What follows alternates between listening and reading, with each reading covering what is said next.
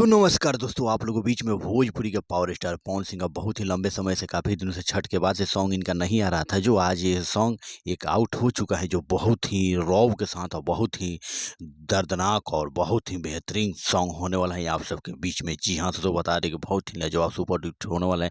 जी हाँ, तो बता दें कि प्रियांशु सिंह इस सॉन्ग के म्यूजिक डायरेक्टर हैं और काफ़ी लाजवाब तरीके से इसमें पावर स्टार पवन सिंह के साथ फीमेल सिंगर राजनंदिनी सिंह। जी हाँ, दोस्तों बता दें कि यह काफ़ी दिनों के बाद 10-12 रोज के बाद यह सॉन्ग आउट हो चुका है।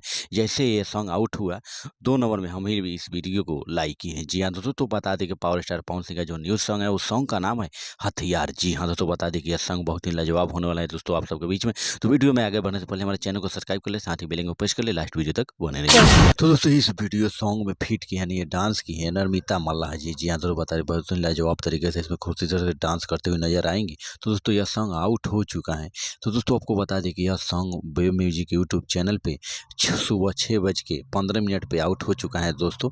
तो दोस्तों जाकर जल्द से जल्द इस सॉन्ग का आप लोग आनंद लीजिए। जी हाँ दोस्तों, हमारा प्रयास रहेगा कि आप लोगों को भोजपुरी में किसी भी अपडेट के लिए नए मूवी ट्रेलर सॉन्ग इत्यादि आप लोगों के बीच में जल्द से जल्द सॉन्ग लाए।